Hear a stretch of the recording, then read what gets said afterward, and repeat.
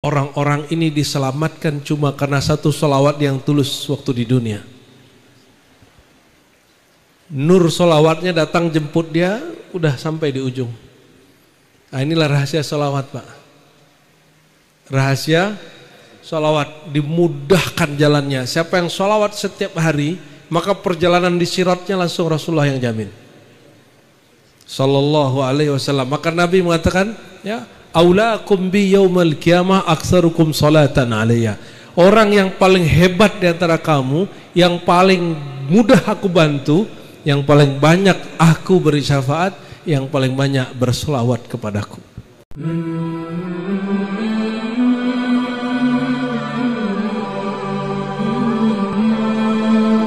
Assalamualaikum warahmatullahi wabarakatuh.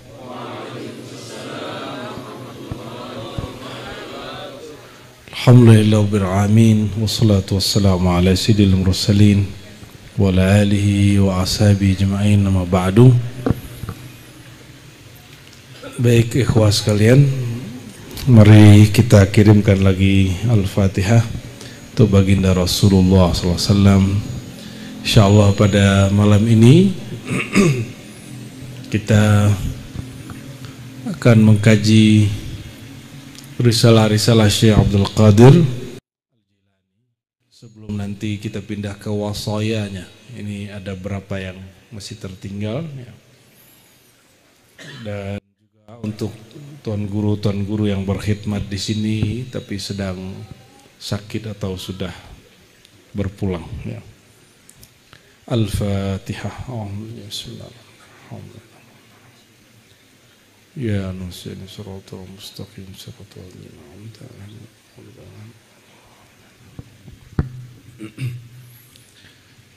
Ini sepertinya ada error dikit ya. Kita bacakan aja lah ya.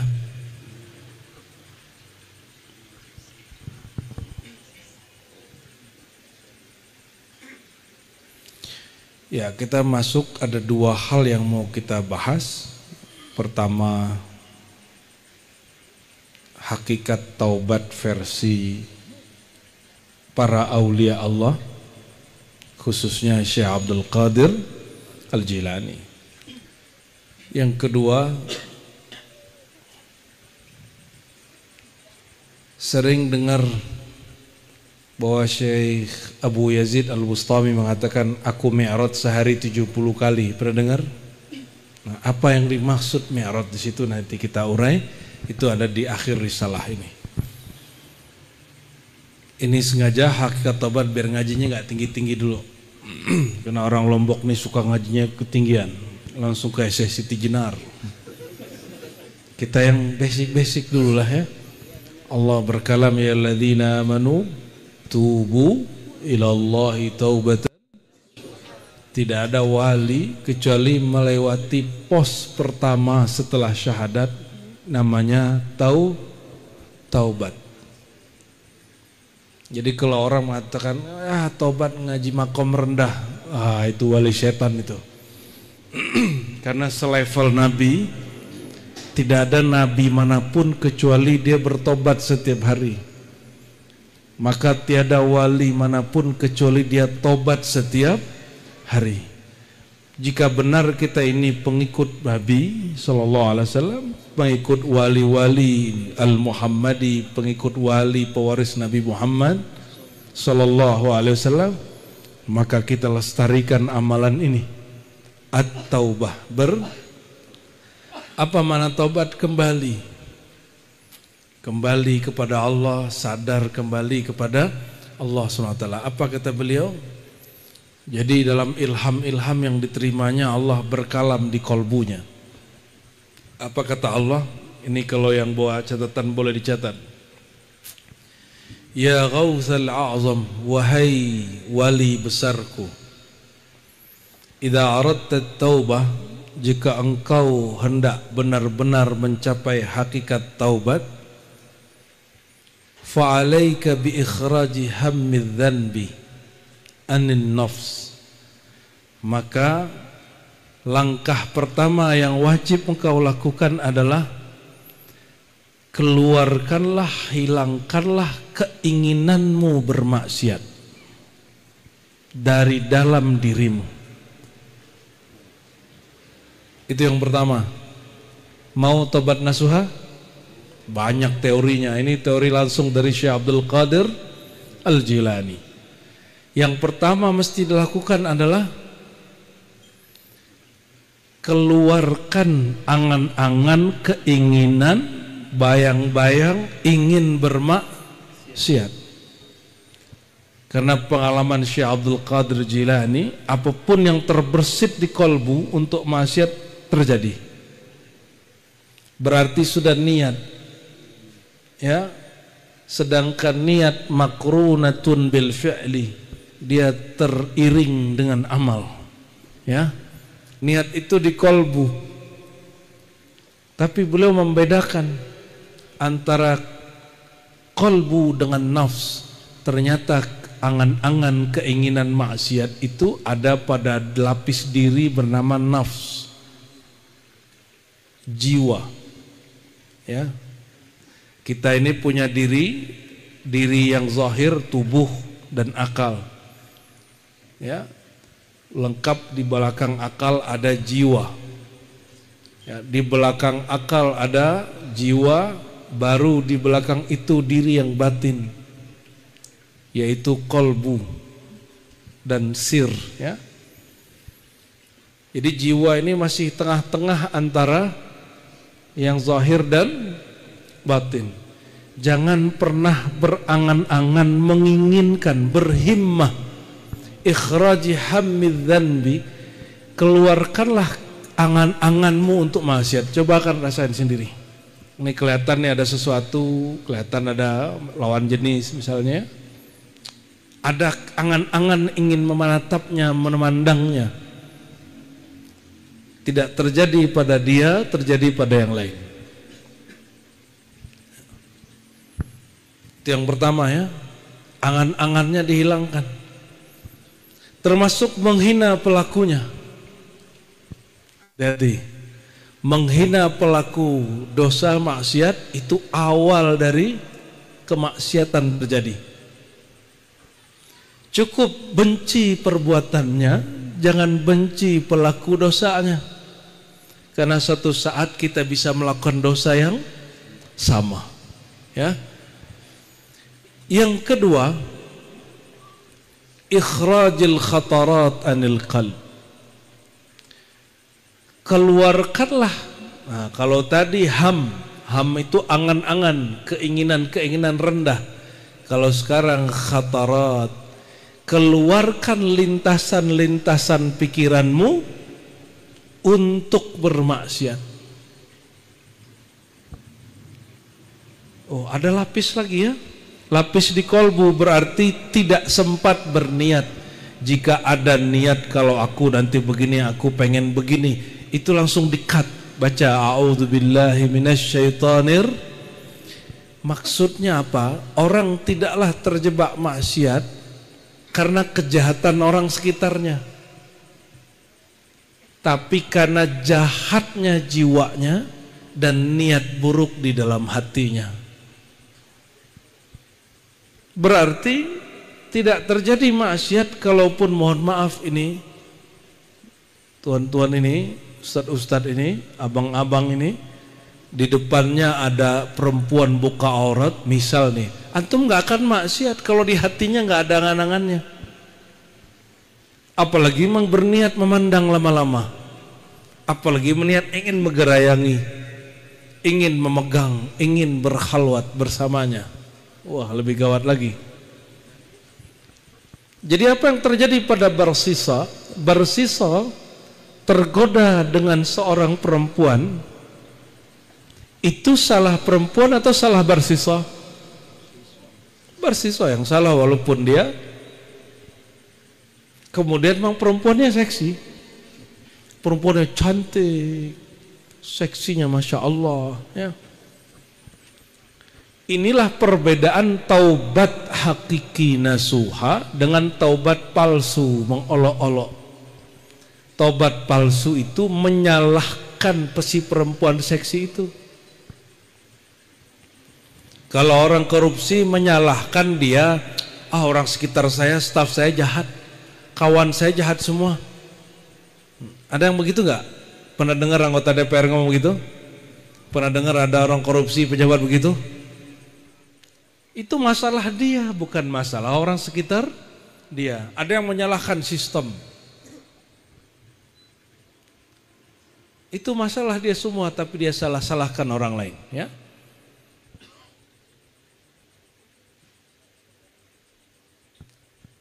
Summa bi ikhrajil khataran al-qalbi tasilu ilayya. Kalau engkau lakukan dua hal itu, barulah taubatmu kembali sampai kepadaku, diterima taubatnya. Mudah ya? Mudah gak? Mudah ya? Mudah apa susah? Gimana cara pertama? Angan-angannya ditepis. Yang kedua, jangan berniat. Angan-angan di pikiran, ya, turun ke dalam jiwa. Disebut nafs ammarah bisu, jiwa yang menyuruh kepada keburukan. Yang di kolbu niat, jangan kalau sudah jatuh pada niat pasti terjadi. Sedangkan yang terjadi pada Nabi Yusuf, kalimatnya hamma biha wa hammat, ya. Ya, gimana kalimatnya? Hamma biha, ya. Jadi Nabi Yusuf itu cuma hamma biha, hanya berhimmah. Jadi Nabi Yusuf sempat dia terngiang-ngiang di pikirannya, sempat jiwanya mengajak kepada itu. Tapi kolbu Nabi Yusuf tidak memerintahkannya, tidak berniat. Oleh karenanya Nabi Yusuf tidak dihitung berdosa. Bayangkan Zulaikha itu perempuan paling cantik se-Mesir. Kalau ada gadis, ada janda, Zulaikha ini istri orang masih lebih cantik dia. Zulaikha ini namanya diperdebatkan sampai 5 riwayat lebih. Tapi dalam kisah yang masyhur, guru-guru kita memilih nama Zulaikha. Zulaikha diisukan, digosipkan mak-mak sosialita. Apa kata si mak-mak? Masa Zulaikha tergoda oleh Yusuf yang dia angkat sendiri, yang dia pungut di tepi jalan, yang dia beli di pasar budak. Nabi Yusuf ini kan dicederai oleh saudaranya sendiri, sehingga dijual oleh orang sebagai budak, dipungut oleh Zulaikha dan suaminya. Nabi Yusuf sudah remaja, Zulaikhanya tidak menua. Tidak menua. Cantiknya Masya Allah, tapi itu berondong. Tahu berondong gak? Branding berondong. Lebih tua daripada Nabi Yusuf. Zulaikha kalau lihat wajah Sayyidina Yusuf, dia bisa-bisa lupa nafas sejenak. Alam itu seperti berhenti. Tampannya Nabi Yusuf itu lebih tampan dari semua orang Lombok. Ente tampannya seperti nampan.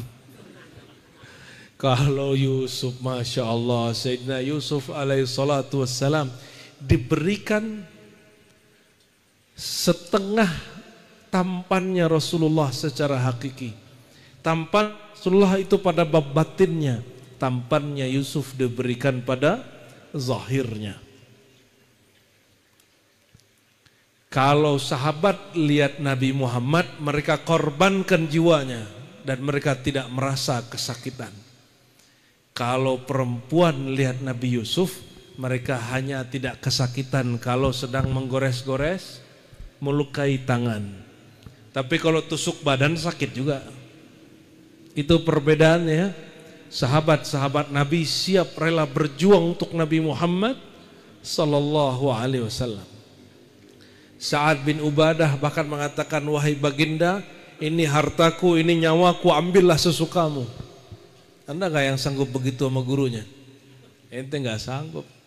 Kita belum sanggup.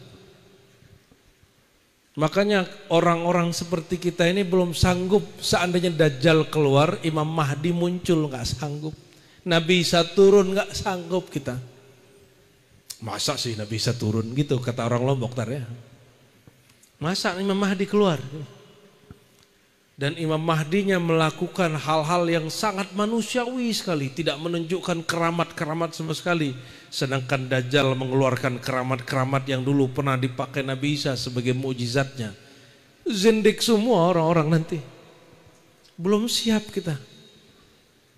Ya, padahal waktu semakin dekat kata Nabi, ana wasa'ah kahatain, aku dan hari kiamat seperti dua jari ini dekat sekali. Ini sudah dekat ini.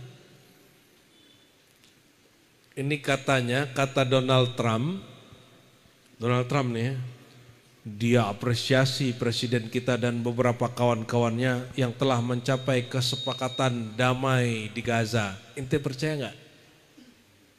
Percaya nggak damai di Gaza? Aneh nggak percaya. Taruh juga paling perang lagi. Baik dari Yahudinya ataupun dari sebagian kelompok pejuang di Gaza. Memang merekanya nggak mau tenang. Sampai hari ini sudah hampir 80 pelanggaran-pelanggaran setelah gencatan senjata. Ya.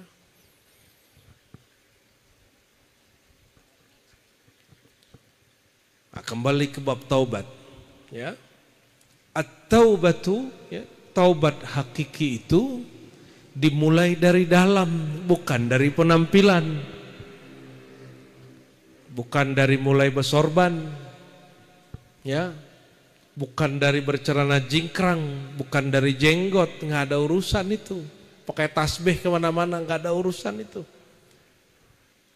Taubat itu urusan kita melawan diri sendiri, mengakui bahwa diri ini kotor. Akui kalau ada perempuan cantik lewat atau cowok tampan lewat bu ya. Kalau laki-laki ini cewek cantik lewat. Ente tertarik sama cowok tampan? Astagfirullahaladzim. Kalau mereka lewat, lalu mata kita melirik secara manusiawi normal. Berangan-angan nggak? Coba kalau di rumah begitu, gitu ya, gitu ya, jujur lah, ente nggak jujur ya, bosan sama yang di rumah gitu-gitu aja gitu. Itu ada yang ngomong ke saya begitu, dia nggak tahu kalau kita guru kan, kita lagi nitipin sendal di masjid, giliran di samping kita, cewek masya Allah bening ya masya Allah, jangankan dia. Ustadz pun tergoda.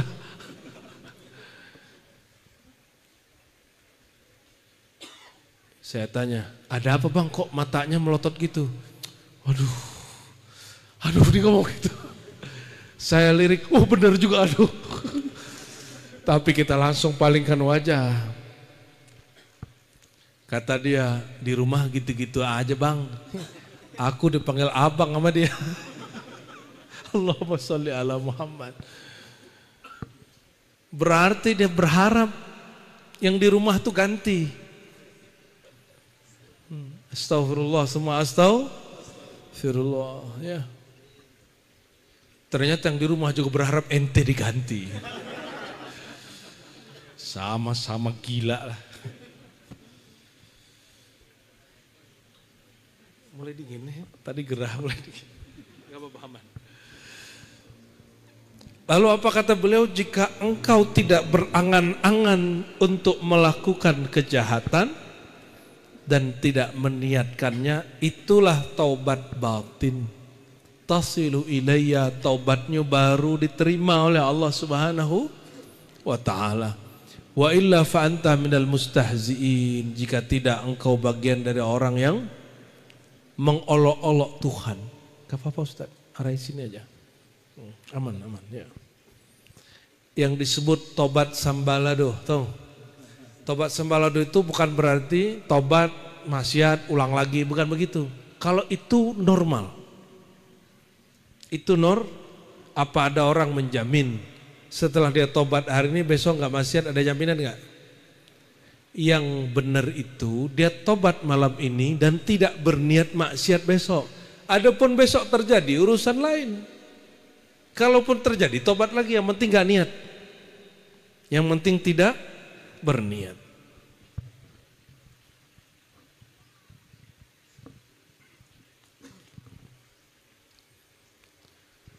Ada orang sebut sampai kepada Allah. Apa yang disebut sampai kepada Allah? Nah, tadi sampai secara taubat. Apa kata beliau? Ya Ghautsal A'zam, Allah berilham kepada kalbuku. Idza aradta an tadkhula harami, jika engkau berharap masuk ke dalam haramku, baitku, rumah haramku, fala taltafit bil mulki wal malakut wala bil jabarut.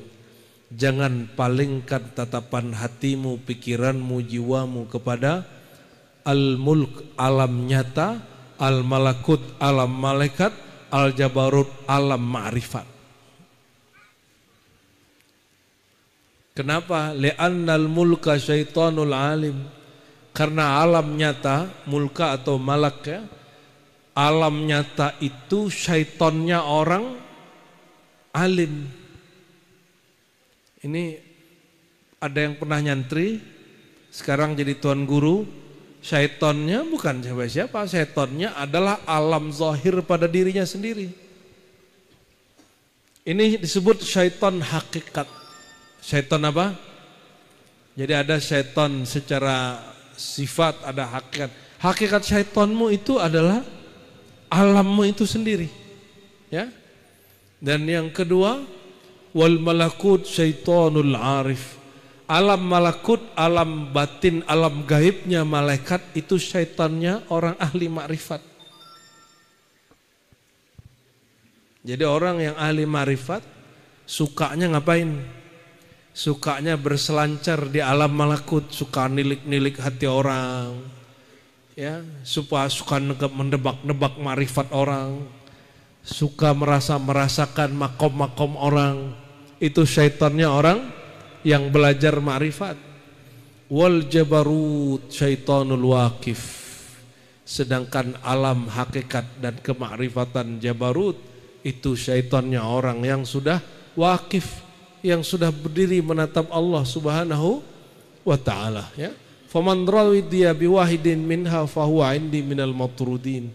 Siapa yang ridha dengan salah satu alam itu, godaan-godaan pandangan itu, maka bagian orang yang ditolak, bukan orang yang sampai kepada Allah Subhanahu wa taala. Nah, sekarang paling ujung. Sering dengar tadi ya, kata Syekh Abdul Qadir apa? Kata Imam Abu Yazid apa? Aku mi'raj setiap hari 70 kali. Ada juga yang menisbatkan ke Faqih Muqaddam. Cuma lebay, masa sama kambing-kambingnya naik? Kalau Faqih Muqaddamnya saya percaya, tapi kalau dia bawa kambingnya, itu yang bercerita itu TOLOL itu ya. Jangan dibaca, Pak. Loh kenapa? Mi'raj kok bawa kambing, itu menghina kisah Mi'raj itu. Menghina makom Mi'raj itu, Mi'raj syaitaniyah itu. Gak ada cerita begitu. Selevel Nabi Muhammad SAW hanya diizinkan memakai terompahnya, sendarnya. Nabi Musa, apa kata Allah? Ikhla'na alaik, lepaskan terompahmu, sendalmu. Sedangkan Nabi Muhammad sama sendal-sendalnya naik. Tapi buruknya kan tinggal. Buruknya apa? Tinggal. Lebih mulia buruk apa kambing? Faqih Muqaddam. Ya. Nah, kita kalau menerima kisah ini harus hati-hati juga. Jangan-jangan disusupi orang-orang yang emang berniat menghancurkan sosok Faqih Muqaddam ya. Kalau Faqih Muqaddamnya kita gak ada masalah. Masalah dia Habib atau tidak itu urusan Gus Rumail sama Ki Imad ya. Itu saya gak ada urusan itu ya. Saya gak tertarik dengan perdebatan nasab. Karena kita sudah disibukkan dengan sanad hadis, sanad ilmu ya. Alhamdulillahirabbil alamin. Kalau mau pro kontra ke sana, Saya tidak ngajak pro kepada salah satunya. Istafti kolbak, tanya saja kolbunya. Ya, tanya saja kolbunya, tanya guru-guru lama. Apa yang mereka lakukan nanti tahu jawabannya ya. Apa hakikat Mi'raj yang dimaksud Abu Yazid Al-Bustami? Dijelaskan oleh Syekh Abdul Qadir Jilani. Aku bertanya secara rohani kepada Allah. Anil Mi'raj. Apa itu Mi'raj ya Allah? Apa jawaban Allah dalam ilham yang dia terima? Al-uruj an kulli syai' siwaya. Yaitu naik Mi'raj itu meninggalkan segala sesuatu selain Allah. Meninggalkan apa? Maka ada yang Mi'raj dari alam kepada nama, dari nama kepada sifat, dari sifat kepada zat. Yang dari sifat kepada zat itu hak Nabi Muhammad sallallahu alaihi wasallam. Semua nabi selain Nabi Muhammad hanya sampai Mi'rajnya kepada sifat Allah. Ini yang disebut Mi'raj. Engkau leburkan namamu dalam nama Allah, af'almu dalam af'alnya Allah, itu sudah Mi'raj. Leburkan sifatmu, basormu, samakmu, hayatmu, ilmumu, leburkan semuanya dalam sifat Allah, itu Mi'raj. Maka takbir itu simbol Mi'raj. Allahu, leburlah wujud aku yang nyata hanya wujud Allah. Leburlah sifat sama aku, mendengar aku dalam sama Allah, basar Allah, terus sampai 7 sifat itu. Wa kamalul Mi'raj, dan sempurnanya Mi'raj, ma zaghal basaru wa ma tagha, ketika pandangan batinnya tidak menatap kepada mukasyafah, pandangan batin, pengalaman mukasyafah, melihat alam-alam gaib ya. Tidak tergoda melihat surga neraka, tidak tergoda melihat Lauh Mahfuz, melihat aras, tidak tergoda. Nabi Muhammad SAW tidak pernah tergoda dengan langit bumi, surga neraka dan aras. Tatapan batinnya hanya kepada Allah Subhanahu wa ta'ala, karena beliau sendiri mengatakan ya, ala ma khalallahu batila, beliau nukil dari syair Labid, selain Allah batil. Aras itu Allah atau bukan? Aras itu makhluk Allah atau Allah? Makhluk, maka Nabi tidak menatap aras. Sorga itu makhluk atau bukan? Neraka itu makhluk atau bukan? Memandang bidadari makhluk atau bukan? Maka Nabi tidak menatapnya. Nabi hanya menatap Allah Subhanahu secara hakikat ya. Wa kamalul Mi'raj, itulah sempurnanya Mi'raj Nabi Muhammad sallallahu alaihi wasallam, dan itu yang diwariskan ke wali-wali Allah di kalangan umat Nabi Muhammad. Maka Sayyidina Abu Yazid Al-Bustami yang wafat tahun 261 Hijriah, jika dia mengatakan aku Mi'raj setiap hari 70 kali, maksudnya itu. Dia tinggalkan selain Allah, dia datang kepada Allah. Karena dia sholat setiap hari lebih dari 70 kali. Antum sholat sehari cuma 5 kali kan? Kalau dia sholat sehari lebih dari 70 kali. Karena Abu Yazid itu punya amalan. Amalannya jalan kaki, sholat di masjid-masjid, surau-surau, tanpa pakai kendaraan. Bayangkan di zaman itu di Persia, masjid tidak sebanyak di Lombok. Di Lombok satu kampung satu masjid. Di sana kalau mau cari masjid jalan dulu 2 jam baru jumpa masjid. Kalau di negeri kita haramlah. Kalau Jakarta 1 RW 1 RT 1 masjid, 1 RW 1 masjid, 1 gang 1 masjid. Akhirnya fikih Syafi'i yang dulu kita pelajari bahwa satu kampung tidak boleh ada lebih dari 1 Jumat, itu diperdebatkan oleh Syekh Ahmad Khatib Minangkabawi. Dia ditentang oleh orang, kata dia sah Jumat di masjid yang beragam, ta'addudul Jumat. Itu orang baru faham hari ini. Hari ini terjadi di Indonesia ya, banyak masjid yang mengadakan sholat Jumat dan sholatnya sah semua. Jangan kita pakai fikih-fikih jadul yang mengatakan di antara semua itu yang sah cuma yang takbir pertama, yang khotibnya naik pertama kali. Sulit amat beragama kalau begitu. Ya, ente masih pakai fikih begitu. Ya, itu buatan manusia, bukan dari Rasulullah sallallahu alaihi wasallam. Syariat dari Allah turun ke Rasulullah. Kalau fikih turun ke ulama. Fikih boleh salah, boleh benar. Ya.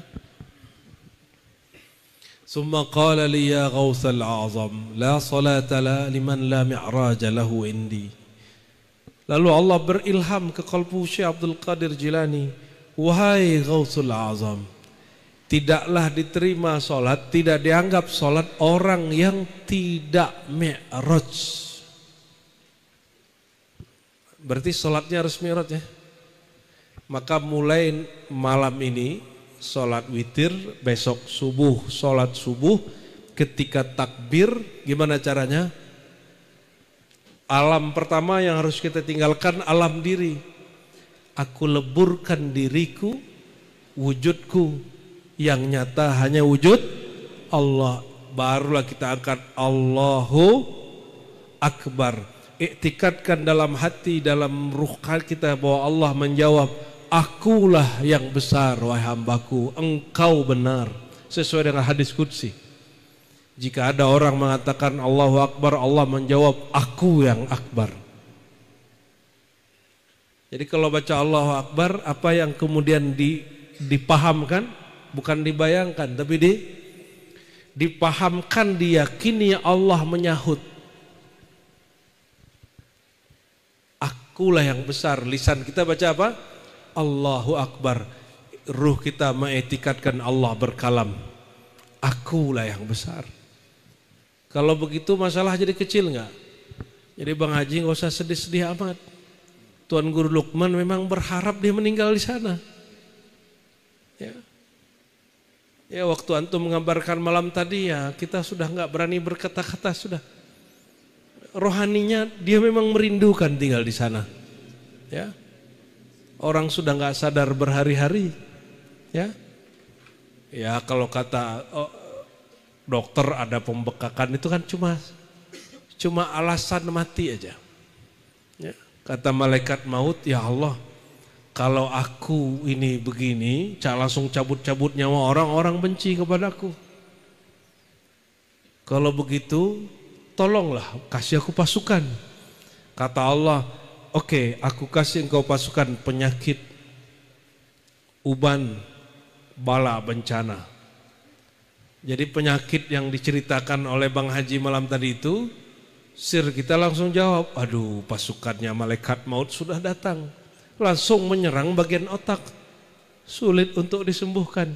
Kita hanya berdoa Al-Fatihah, semoga Allah berikan yang terbaik baginya, dan Allah berikan yang terbaik untuk keluarganya dan orang-orang sekitarnya. Tidak usah khawatir, dia sudah tidak sengsara lagi, dia sudah nggak kesakitan lagi. Ya. Saya pernah mengalami musibah kematian berkali-kali, ayah saya meninggal, ibu saya meninggal, anak saya meninggal. Ya. Yang belum meninggal. Kalau saya meninggal, istri saya yang nangis nanti sama anak-anak. Ya. Cuma tugas kita belum selesai. Kita belum boleh meninggal begitu saja. Kalau meninggal harus punya karya yang banyak, ya. Wala tamutunna wa illa wa antum, ya. Jangan mati kecuali kamu sudah muslimun. Muslimun itu kalau terjemahan awam Islam, kalau terjemahan ahli tafsir lain nggak gitu. Muslimun berserah diri. Guru saya mengartikan yang telah menyerahkan karyanya kepada Allah Subhanahu wa taala. Ya kita berkarya kita, jangan tidur mati begitu-gitu aja ya. Harus ada karyanya. Kata Nabi SAW, ya, satu orang Islam dapat hidayah olehmu lebih baik daripada dapat Ferrari kalau sekarang ya. Kalau dulu humurun na'am apa bahasa Arabnya itu? Keledai merah itu lebih mahal dari puluhan onta. Harganya hari ini mungkin di atas 1 M barangkali. Ya, jarang-jarang orang punya itu. Orang tobat karena kita satu saja lebih afdol dari dunia dan seisinya. Buat karya, itu karya kita. Kalau yang berjuang di dunia pemerintahan, dia bangunkan negeri. Yang di dunia pendidikan, bangunkan jiwa santri-santri, siswa-siswa yang berjuang di urusan perhajian dan umroh, ya. Dia harus punya target, orang Indonesia ini harus umroh, orang Indonesia ini harus haji dengan dana yang halal, ya, tidak ngutang, ya. Ini banyak yang ngutang belum bayar sama beliau ini, ya, kayaknya. Summa qala li ya Ghawsal Azam al-mahrum an salah wal mahrum anil mi'raj indi. Siapakah ciri-ciri orang yang jauh dari Allah? Dia jauh dari solat. Kalau jauh dari solat berarti jauh dari mi'raj. Bagaimana dia mengatakan rohaninya mi'raj dia jaga solat? Ya. Maka kita berdoa semoga solat kita dipantaskan Allah menjadi solat yang bermi'raj. Ya. Solat yang maka cara mudah solat khusyuk, punya guru, punya mursyid, lalu rabitah. Rabitah itu sebelum takbir, itikadkan dulu kita berimam kepada Rasulullah, karena tidak jumpa Rasulullah, berimam kepada pewaris Rasulullah. Itu langsung dunia lupa itu yang disebut rabitah.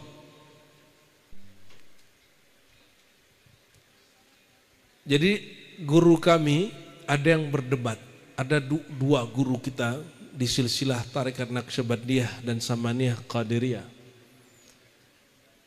Salah satu guru yang tua, apa kata dia? Kalau aku sholat, aku zikir, aku berrabitah, mengikatkan pikiran dan hatiku kepada Rasulullah sallallahu alaihi. Kata Syekh yang lebih muda, oh nggak bisa begitu, kan kita nggak jumpa Rasul. Kalau kita nggak jumpa Rasul, bayangkan guru. Bagi guru yang tua, kamu lupa Adinda, semua kita ini pernah jumpa Rasul, bahkan diri kita ini dari nur Rasulullah sallallahu alaihi wasallam. Tapi tergantung, tinggal pilih pahamnya yang mana. Yang sudah sadar bahwa dirinya berasal dari nur Muhammad, langsung rabitah ke nabimu. Tapi kalau itu baru pada penjelasan, belum masuk kepada paham, pakai paham yang kedua. Cukup bayangkan guru sebelum sholat, jangan bayangkan guru sedang sholat. Paham maksudnya? Ya, bayangan itu cuma di sini khayali, sedangkan kolbunya hanya menatap kepada Allah. Disinilah ada ya kekeliruan dulu antara Syekh Ahmad Khatib Al-Minangkabawi, orang kampung saya juga, ya. Beliau ini menentang rabitah. Karena dulu Maulana Khalid mengatakan rabitah itu membayangkan guru di antara dua mata ini, berarti di mana? Di sini. Dia dikatakan itu nggak benar. Disalahfahami, ingkarnya beliau oleh sebagian orang tidak senang tasawuf. Bagi yang benci tasawuf dijadikan kalimat Syekh Ahmad Khatib Al-Minangkabawi ini ketika beliau jadi mufti di Mekah untuk membatalkan ajaran tarekat sufi, terutama Naqsyabandiyah. Terutama apa? Naqsyabandiyah. Mereka lupa yang dikhayalkan antara dua mata ini itu tidak masuk ke bab akidah. Yang masuk ke bab akidah tasdik bil qalb, yang ditasdikkan ke dalam kolbu. Yang dimaksudkan Maulana Khalid, cukup bayangkan guru di antara dua mata, bukan ditasdik di dalam kolbu. Yang ditasdik kalau di kolbu Rasulullah sallallahu alaihi wasallam. Ini perbedaannya. Kalau dalam ilmu hari ini disebut dengan conditioning, mengkondisikan diri. Mau salat khusyuk? Biar ilmunya nggak ketinggian. Nanti kan maunya bahasa Siti Jenar terus. Ya. Ini udah berapa kali kita kesini, pertanyaan Siti Jenar kemana berhenti? Semoga malam ini nggak ada, ya. Kayaknya udah ngebet pengen jadi wali itu ya. Jadi wali murid aja dulu ya. Allahumma sholli ala Sayyidina Muhammad. Lalu beliau mengatakan tuba li abdin mala qalbuhu ilal mujahadah. Beruntunglah orang hamba hatinya senang mujahadah. Apa makna mujahadah? Bertekad kuat, itu mujahadah, enggak pantang menyerah. Ya, enggak berhasil, ulang lagi, enggak berhasil, ulang lagi, itu namanya mujahadah. Kalau riyadhah amalan satu diulang-ulang. Kalau mujahadah tekad bulat, tidak mau mundur, pantang mundur sampai selesai. Wailun li'abdin mala qalbuhu ila syahawat, dan celakalah orang yang kalbunya cenderung kepada kehendak-kehendak birahi yang rendah, ya.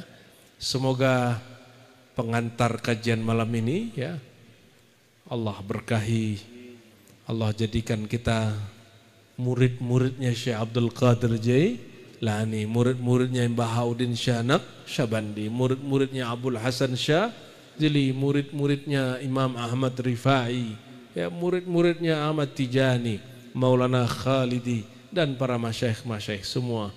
Amin ya rabbal alamin. Ya, kita cukupkan, kembalikan ke Bang Haji. Baik, cukup ya. Kita tutup ya. Tanya jawab, baik Bapak Ibu. Alhamdulillah, tadi sangat ringan ya. Oh, saya tanya kesimpulan dulu atau nanti aja ya.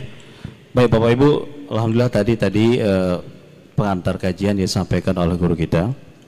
Jadi untuk selanjutnya, karena biasanya di gambar ini kita membuka ada sekitar 3 sesi nanti untuk sesi pertanyaan. Setiap sesi nanti supaya tidak gambar dan fokus, kita akan ada 2 pertanyaan, dan usahakan setiap orang biar semua dapat giliran, karena saya yakin ini datang dari jauh, biar semua orang bisa menyampaikan apa yang menjadi pertanyaannya. Jadi usahakan 1 saja setiap di antara kita.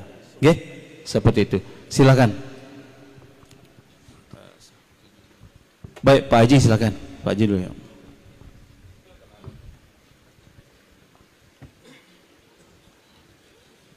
Assalamualaikum warahmatullahi wabarakatuh. Waalaikumsalam warahmatullahi wabarakatuh. Ya. Yang saya muliakan,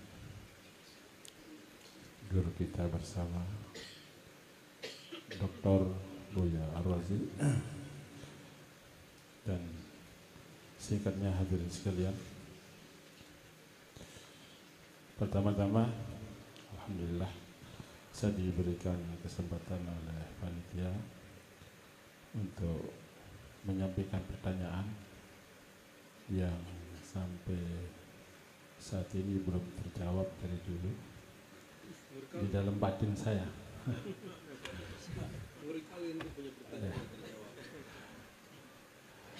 Tahadus bi ni'matillah. Saya ini adalah perkenalan. Boleh. Nama saya Fihirudin. Fihirudin dari Lombok Tengah. Ya, di Fihirudin dari Lombok Tengah. Lombok Tengah di mana, Pak? Ya. Lombok Tengahnya di? Lombok Tengah di Peraya. Oh ya, siap, Pak. Di Peraya. Jadi kembali tahadus bin ni'matillah. Saya pengamal Thariqah Qadariyah wa Naqsabandiyah Suralaya. Tetapi saya tidak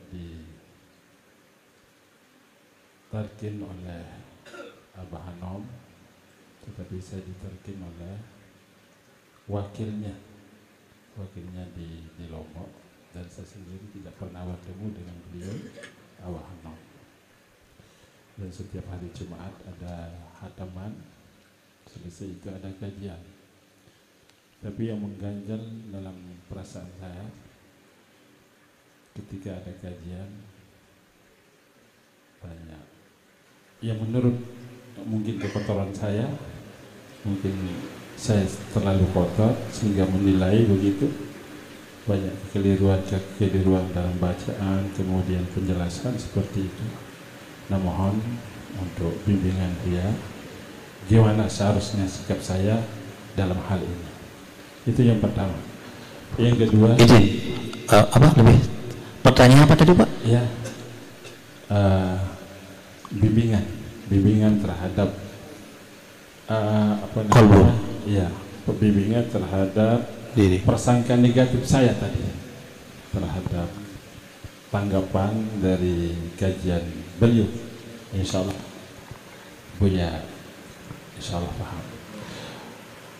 Yang kedua, boleh ya? Boleh yang kedua ya kan? Boleh.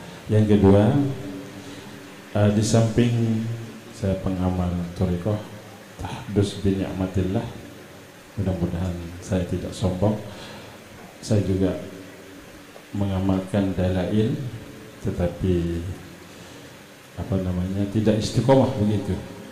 Tidak istiqomahnya itu karena belum mendapatkan kenikmatan. Tetapi kalau sanad, alhamdulillah saya mendapatkan sanad dari salah satu murid Syekh Yasin. Jadi saya mendapatkan sanad dari beliau. Nah itu saya amalkan, tetapi timbul tenggelam begitu ya, tidak istiqomah. Nah ketika membaca dalail itu, di hati kita apa yang harus kita hadirkan supaya mendapatkan kenikmatan. Mungkin itu saja, Bu ya. Oh ya. Lagi satu juga boleh. Cukup, Pak. Ya. Lagi izin yang saya minta izin, Bu ya. Kalau saya nonton YouTube-nya, mohon izin untuk saya mengamalkan kajian-kajian Buya di YouTube. Itu saja. Wassalamualaikum warahmatullahi wabarakatuh. salam, Bu. Izin Bu ya dijawab langsung saja supaya tidak kelupaan. Kalau itu pertanyaan yang tak terjawab selama ini, wah kirain berat kali, ternyata masalahnya bacaan gurunya nggak bener ya. Tinggal kasih tahu aja sama gurunya, Tuan Syekh, untuk menjaga martabat marwah thariqat kita benerinlah bacaannya ya, jangan dikadukan kepada saya. Nanti kalau nafsiyah saya terpancing, wah tolol guru muntar, saya bilang begitu kan. Untungnya tidak terpancing ya, hati-hati kalau Bapak ini datang ke guru-guru tertentu ya, atau hati saya lagi nggak oke, wah dasar kamu, gue cari guru tuh yang benar, ke saya aja, begitu jadinya ya, gitu jadinya. Nafsiyah tuh begitu. Jadi kalau ada masalah di internal thariqat, jangan bawa keluar ya, itu kan keluarga ente sendiri, guru kita sendiri, masa aib guru dibawa keluar. Jadi yang tak terjawab itu apa? Jangan bawa aib keluarga besar keluar, bereskan di dalam sendiri. Sampaikan, mereka kan ada majelis pertemuan musyawarah ya, ada usulan-usulan dari para ustadz ya. Setahu saya TKN Suralaya itu sangat disiplin dalam pergerakan dakwahnya. Mereka kan ada bagian khusus tuh, koordinator dakwahnya itu ada khusus, tinggal dilapor, ini ada wakil talqin fulan ya, bacaan kurang bagus, mohon dibimbing, jangan ke arrozi ya. Saya ini bukan murid Abah Hanam langsung juga, walaupun saya punya juga jalur TKN, tapi kan orang TKN Suralaya berpikir setelah beliau tidak ada mursyid lagi, seakan-akan melupakan bahwa tidak ada lagi TKN di luar. Nggak begitu, itu orang awam ber-TKN. Kalau orang berthariqah, beda tempat beda silsilah, beda tempat beda disiplin, beda manhaj. TKN itu bukan milik suatu wilayah. Thariqat Qadiriyah Naqsyabandiyah ada jalur Betawi, bahkan tidak jauh dari Tasik tempat Abah Hanum ada pengamalnya, dan sanad kemursidannya masih jalan. Yang sekarang pimpinan Jatman Jam'iyat Thariqah Mutabarah Kiai Ahmad Khalwani bersambung ke ayahnya, dia sudah jadi mursyid dan juga mengangkat mursyid, tidak mengangkat wakil talqin. Jadi beda mursyid, beda metode. Ya, ada yang nanya ke saya, emang mursyid boleh lebih daripada satu? Wah, ini orang pertanyaannya aneh-aneh. Ya, itu orang kampus UIN. Emang mursyid lebih dari satu boleh? Ya salam. Ya, Maulana Khalid yang punya 5 tariqah, dia mengangkat mursyid lebih dari 100. Syekh Ahmad Khatib Sambas mengangkat mursyid lebih dari 1. Syekh Abdul Karim Bantani, Syekh Hasbullah Madura, ya, bahkan bersambung nanti ke Syekh Khana Khalil, ya. Ada Syekh Talhah Cirebon, ya, bahkan ada di Sumbawanya, ada Abdul Ghani Sumbawa, tapi kayaknya meninggalnya di Mekah, wallahu alam.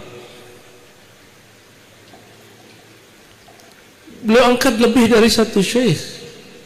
Siapa yang mengatakan kalau mursyid meninggal hanya meninggalkan 1 mursyid? Tak, nggak begitu.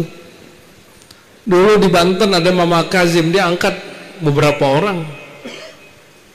Ya, guru saya Thariqat Naqsyabandiyah Khalidiyah juga angkat beberapa orang.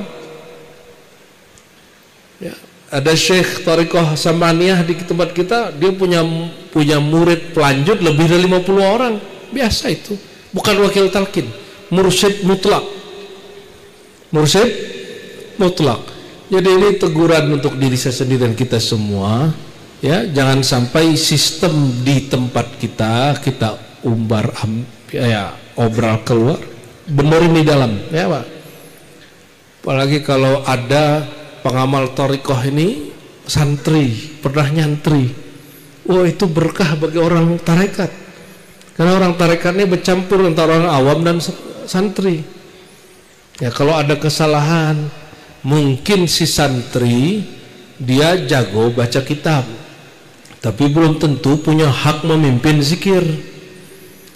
Jangan kemudian kita ingin ambil alih itu hak orang memimpin zikir, mentang-mentang kita bisa kitab. Terus gimana? Justru kalau sudah ada yang memimpin zikir, cukup kita ngajar ilmu, dia memimpin zikir, saling melengkapi. Kalau ada kekurangan di ahli zikir, kita tutupi, kita ingatkan baik-baik. Kalau perlu dikasih surat, ya, tapi nggak usah kasih nama, karena aku sayang kepada kau, ya. Tolong benerin bacaan yang ini. Ya, kalau TKN Surabaya itu enak, Pak. Ada sistemnya, ada koordinator dakwahnya. Ya, dakwah daerah-daerah. Setahu saya, ya, karena sahabat saya banyak orang TKN Surabaya. Salah satu jaringan TKN terbesar, ya, se-Indonesia, bahkan mungkin dunia barangkali di zaman Syekh Abah Anom, ya. Itu yang pertama, ya. Semoga antum tersinggung, ya. Ya. Tapi 3 bulan lagi ngaji lagi di sini. Saya tidak pernah mengajak orang talqin kepada saya, apalagi baiat. Bagi saya, bertalkinlah ke guru setempat, carilah mursyid baiat dengan syekh mursyid setempat. Kalau ngaji tarekat, ngaji ilmu hakikat, ayo kita sama-sama, saya temenin gitu, ya. Kenapa? Kalau tarekat kan urusannya mimpin zikir, mimpin kholwat, mimpin khotaman. Bagi saya itu nggak penting untuk diambil alih. Kalau sudah ada di satu negeri, satu kampung, kita bersyukur, tugas kita ringan, tinggal diisi kemakrifatan orang tarikat ini, biar gak kebakar isim zat terus, kebakar la ilaha illallah, la ilaha illallah, tapi tidak mengerti maknanya. Ini yang mesti dia olah terus lewat ilmu. Ya.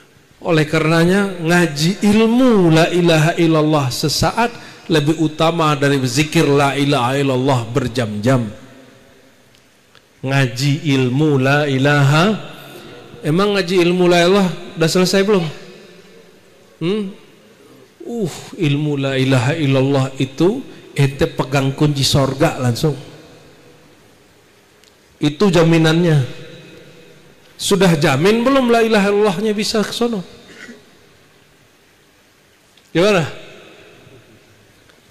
Sudah pantas belum la ilaha illallah kita ini jadi hujjah di hadapan Allah? Ya Allah, bebaskan aku dari neraka, tolong bukakan pintu surga. Nih buktinya la ilaha illallah Muhammadur. Buktinya apa? Nanti kalau sakit susah ingatnya Allah, senang ingatnya Allah, lagi sakaratul maut tetap ingatnya Allah. Jadi perbedaan orang ahli zikir wirid hanya sekedar wirid dengan warid. Kalau cuma wiridan, sakit susah ditinggal wiridnya. Tapi kalau warid faham sudah masuk, susah senang sama saja. Apalagi sakaratul maut, kesadaran dia kepada Allah tidak berubah. Ini mungkin berkorelasi dengan pertanyaan berikut. Mengamalkan dalail tapi setengah-setengah gitu ya, karena tidak mendapatkan kenikmatannya. Saya jawab, luruskan niat baca dalail. Baca dalail bukan buat cari nikmat-nikmat yang dibayangkan oleh orang yang halu bertarekat, membayangkan nanti ketemu Rasulullah. Bukan itu. Bapak bisa bahasa Arab? Ya, ngerti bahasa Arab? Enggak, berarti enggak usah ngamalin dalail ya. Sholawat Jibril aja sama sholawat Ibrahimiyah cukup. Sholawat dalail itu sangat dianjurkan bagi orang yang bisa bahasa Arab. Saya kalau baca dalail pasti nangis Pak, pasti kerasa Rasulullah hadir. Terasa, ente nggak percaya ya nggak apa-apa ya, kan itu urusan perasaan saya ya.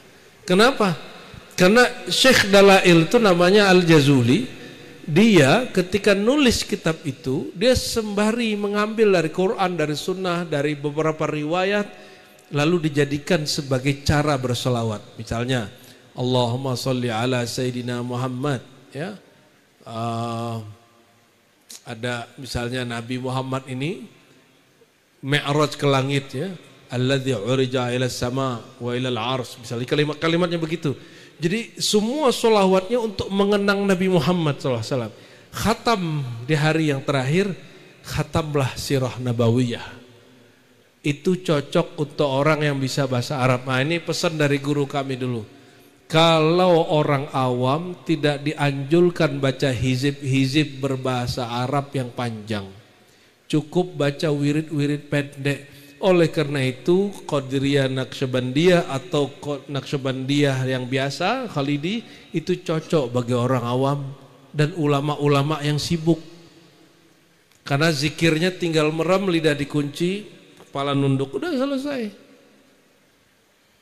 Tapi kalau bisa bahasa Arab sangat dianjurkan ngambil ijazah ini dan amalkan setiap hari.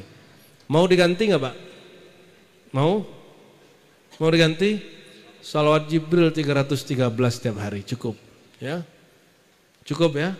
Kata Imam Sakhawi, sedikitnya para pecinta bersolawat kepada Nabi, dia bersolawat 300 kali. 300-an ya. Itu ada dalam kitab Al-Qaulul Badiya. Sallallahu ala Muhammad, itikadkan saja Nabi jawab. Nabi kan jawab terus, kita aja yang tidak dengar. Ya. Kenapa? Nabi jawab dengan ruh. Nabi jawab dengan, maka yang mendengar hanya ruh, bukan telinga ini. Yang tidak memahami bab ruh tidak akan mampu mendengarnya. Ya. Coba lihat orang yang bisa silat, bisa kungfu, dia bisa lihat gerakan orang secepat mungkin. Kita nggak lihat. Kok bisa? Dia terlatih. Maka latihlah qalbu rohani dengan kajian-kajian kemarifatan, riyadhah mujahadah, nanti bisa merasakan insya Allah ya. Enggak sedih kan ente aneh singgung begitu? Kan kalau nyinggung kan sindir-sindiran, kalau ini kan langsung nih ya. Karena pengamal thariqat ya. Aneh anggap aja lah ente murid kan. Kalau murid nggak boleh tersinggung sama guru ya kan. Kalau murid tersinggung sama guru berhenti jadi murid. Berarti ente setara sama guru ente udah. Murid tuh siap disinggung guru, itulah cara guru menempa murid. Cara guru menempa murid, dia sindir-sindir setiap hari, mau di hadapan orang, mau berdua, disindir terus karena di belakang guru selalu mendoakan murid. Jadi nggak usah khawatir ya. Semua yang hadir ini kita doakan semua. Ya, sekali saja jumpa selalu kita doakan, kita kirimin Fatihah terus. Apalagi sudah berjumpa berkali-kali ya. Apalagi sudah pernah baiat thariqah dengan masyayikh itu dapat doa terus.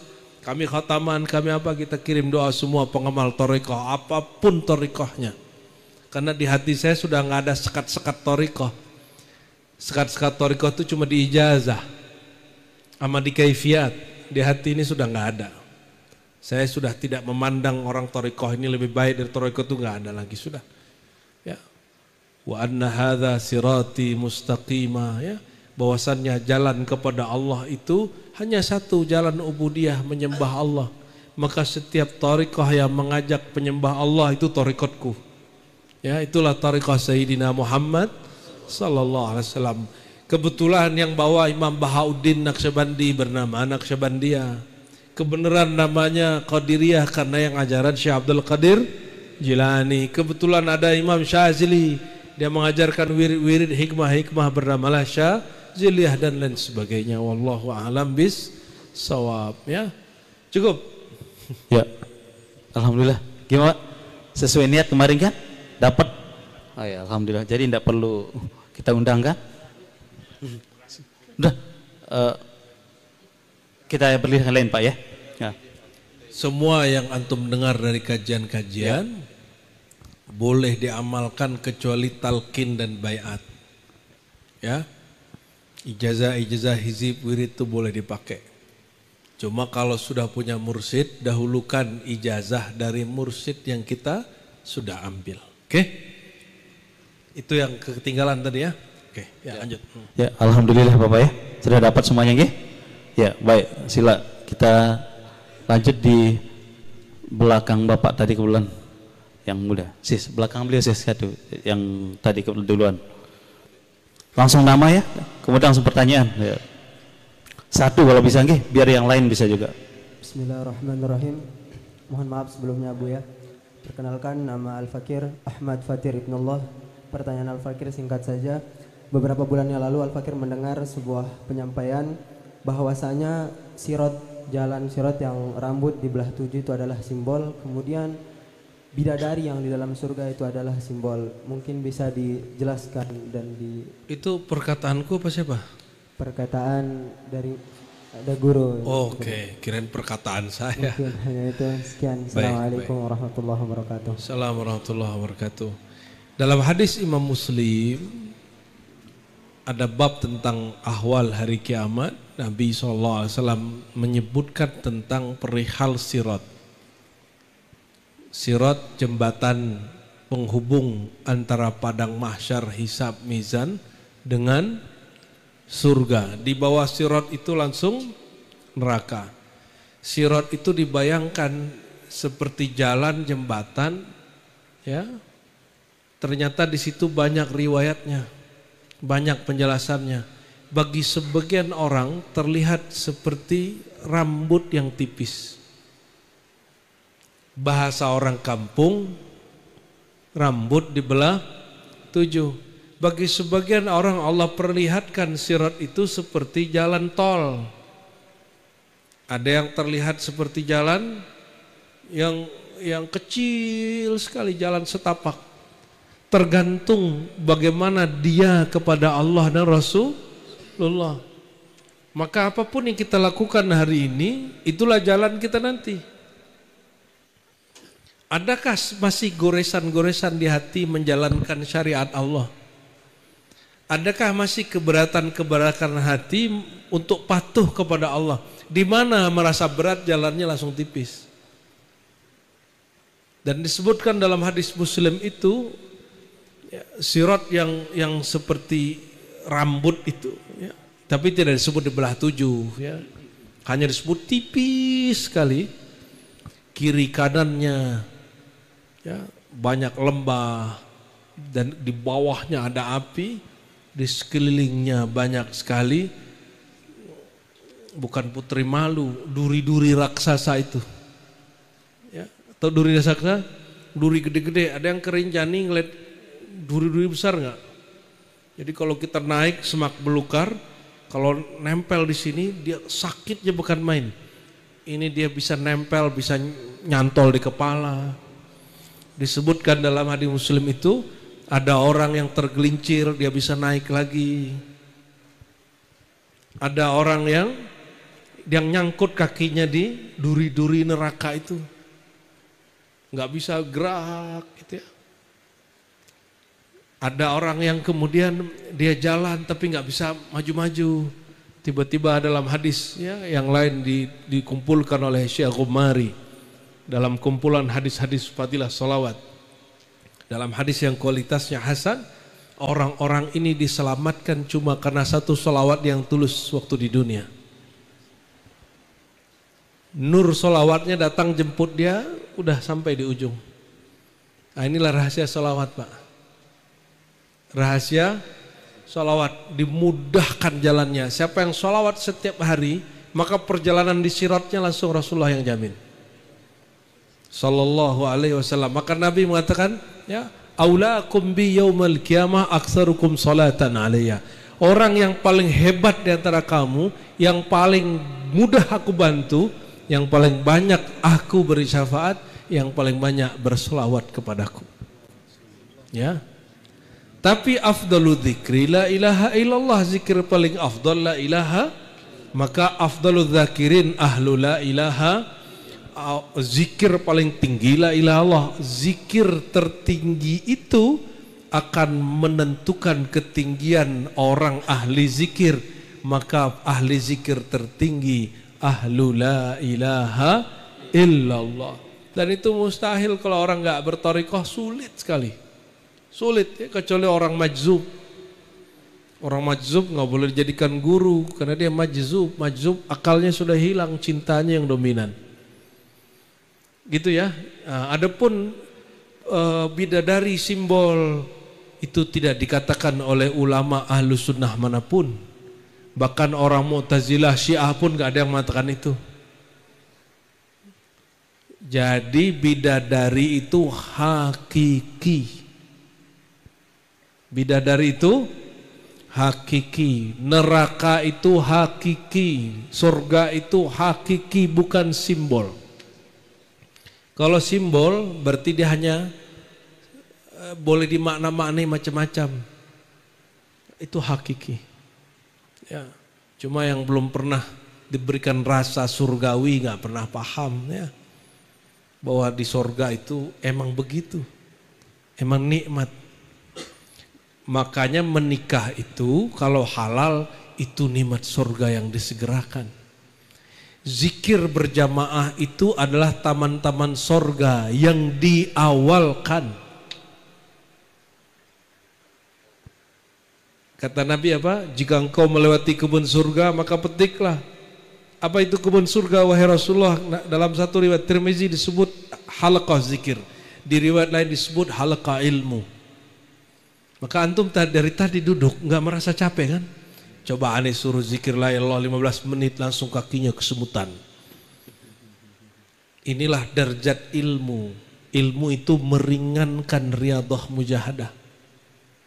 Maka sebelum baca la ilaha illallah, ilmui dulu ilmu tentang la ilaha illallah, fa'lam annahu la ilaha illallah. Kita ulang-ulang ini. Karena hari ini orang belajar thariqah, sibuk wiridan, lupa ilmu wirid.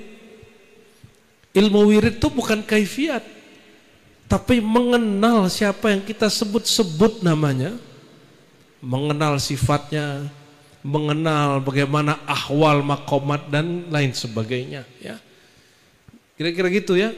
Jadi akidah ahlus sunnah, ini ahlus sunnah semua kan? Tasawuf kita, tasawuf yang bersilsilah ke imam-imam ahlus sunnah. Akidah kita akidah yang bersilsilah ke ahlus sunnah. Kita meyakini sorga neraka hakiki, maka bidadari itu hakiki. Bagi yang nggak percaya bidadari hakiki, kalau dia emang beruntung nanti masuk sorga, dia nggak dapat bidadari. Saya mana ntar? Ya. Kalau dia masuk sorga, cuma nih khawatir dia nggak bakal masuk sorga, karena bagi dia sorga itu cuma simbol.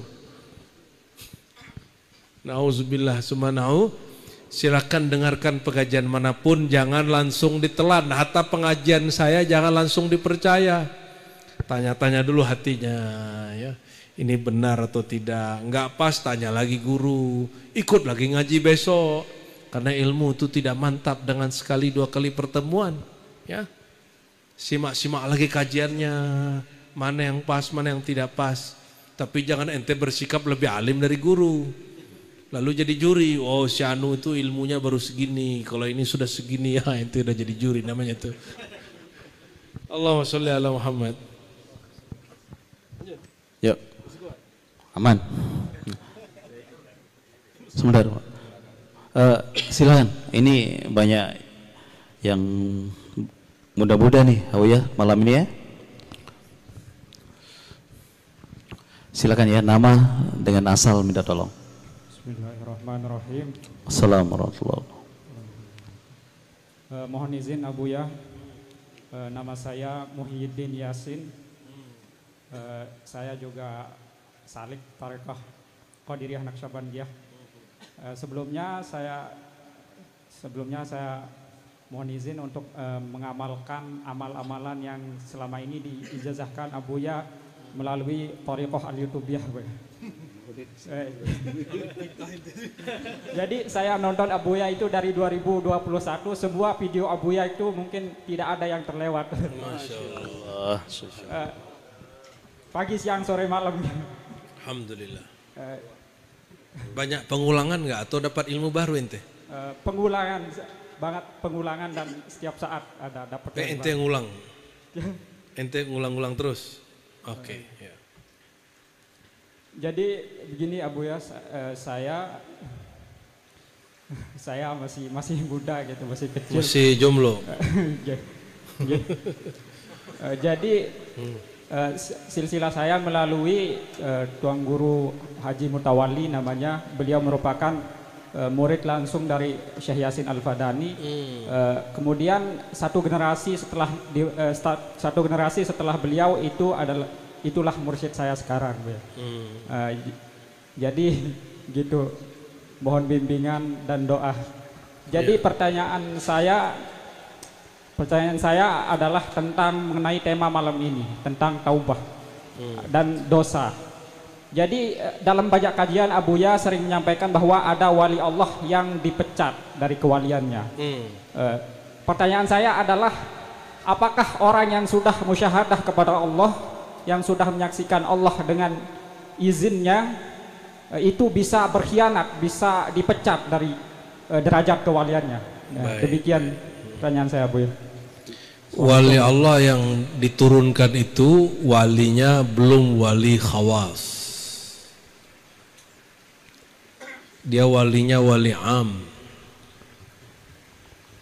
Belum makom dia musyahadah. Kalaupun dia ngaku musyahadah, musyahadahan. Musyahadah itu kan penyaksian. Belum penyaksian yang hakiki, tapi masih penyaksian yang khayali. Kalau ada wali yang penyaksiannya baru khayali, itu masih bisa batal walayahnya. Bahkan ada satu riwayat tapi diperdebatkan. Uzair, pernah dengar Uzair yang pernah tertidur 100 tahun? Ini kan dia diperdebatkan, dia wali penabi. Bagi yang mengatakan dia nabi, mereka tidak percaya riwayat ini. Ada satu riwayat yang dikumpulkan oleh para ulama tarikh dalam kitab Jami' ya, Dual wal Amakin, apa judulnya itu? Ya. Yang ditulis oleh Basha ya. Apa kata dia? Dalam satu riwayat bahwa Uzair dia ini pernah diangkat jadi wali, tapi di suatu masa dia mengingkari bab takdir, fa'uzila anil walayah, maka dia diberhentikan dari kewaliannya. Ada kejadian begitu. Ini bagi yang meyakini Uzair bukan seorang nabi. Kalau nabi, dia sudah musyahadah hakiki. Tidak ada nabi yang dibatalkan kenabiannya. Semua nabi maksum. Semua nabi, mungkin itu Uzair yang lain. Wallahu a'lam. Seorang perempuan menegur Abu Yazid Bustami. Apa kata dia? Abu Yazid Bustami ini dia meludah sembarangan di masjid. Perempuan ini bukan perempuan biasa, sebenarnya itu personifikasi dari Nabi Khidir dalam bentuk yang lain. Apa kata orang ini? Abu Yazid, jika engkau tidak beradab di rumah Allah, aku khawatir namamu dihapus min diwanil walayah, dari daftar para aulia. Itu tertulis di kitab-kitab tasawuf semua. Jadi ungkapan kita ini bukan ungkapan bikin-bikinan ya.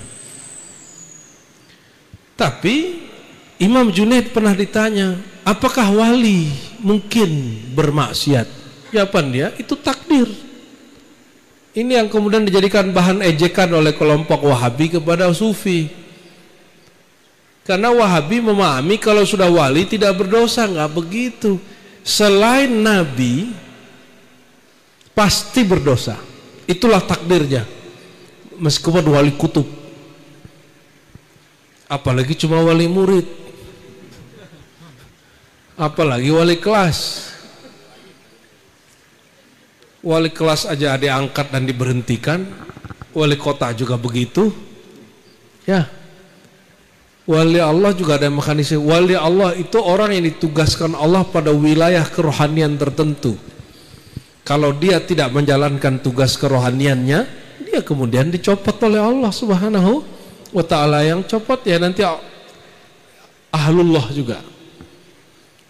Maka kewalian tuh kalau mau tahu ya, paling puncak namanya Al-Ghaus, di bawahnya ada kutub, di bawahnya ada abdal. Nah, ini gampangnya begitu. Adapun autad ya, al-munfarid, al-afrad, itu bagian dari abdal. Jadi gampangnya wali itu gimana? Al-Ghaus, abdal, al-kutub, abdal. Itu gampangnya begitu. Oh, istilah itu bid'ah. Nah, intinya juga kurang update, hadisnya sahih kok. Ada hadisnya semua dan itu sudah ditulis oleh Imam Asyuti dalam risalah khususnya mengenai hadis-hadis walayah. Bahwa ada abdal, ada aqtab ya. Dan ada yang lau aqsama 'ala Allahi la abarrahullah. Itulah al-ghaus. Jika dia sumpah atas nama Allah, langsung Allah wujudkan.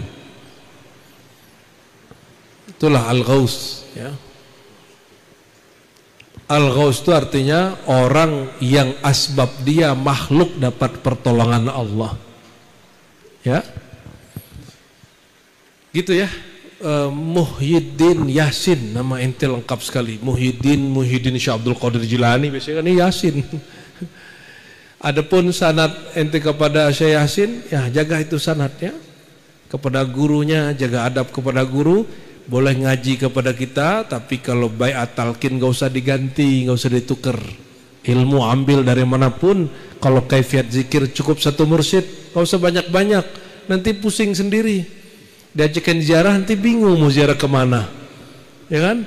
Mau robitoh nanti bingung robitoh ke siapa. Itulah alasannya untuk pemula dalam thariqah, jangan banyak-banyak thariqah, satu aja thariqahnya. Bahkan satu aja mursyid cukup. Biar nggak kebanyakan tugas. Tapi ini kan doyan tugas ini, doyan ijazah. Ya, main kobil tuh semua. Kobilna. Ya nggak apa-apa sih kalau ente doyannya yang baik-baik. Gitu ya Muhyiddin ya. Wallahu a'lam bissawab. Ya, Mas Wali ya. Calon wali ya, Bu ya. Amin. Ya. Mau bertanya, Pak? Sudah dapat giliran. Iya, ya di depan kita langsung ke belakang. Ini terakhir di depan, kita langsung ke bagian kanan belakang. Oke, silakan Bapak. Karena sudah bawa catatan dari tadi, saya lihat. Tapi yang berapa dibaca Pak? Satu ya? Ya. Yang inti Pak. Yang inti ya. Terima kasih atas waktunya. Kita to the point aja karena waktu juga.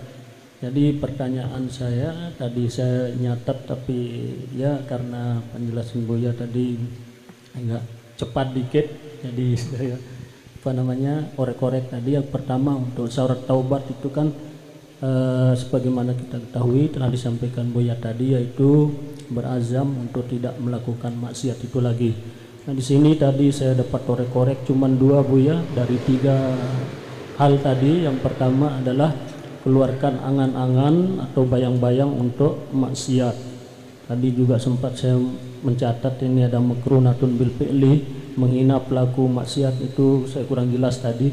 Kemudian selanjutnya yang kedua, ikhrajul khotorat alal qalbi, keluarkan lintasan-lintasan di dalam hati yang ingin bermaksiat atau niat, jangan berniat untuk bermaksiat. Nah yang ketiga ini saya belum catat tadi Buya, mohon yang ketiga. Dan juga relevansi antara musyahadah dengan syahadatain. Coba ini pertanyaan saya Buya.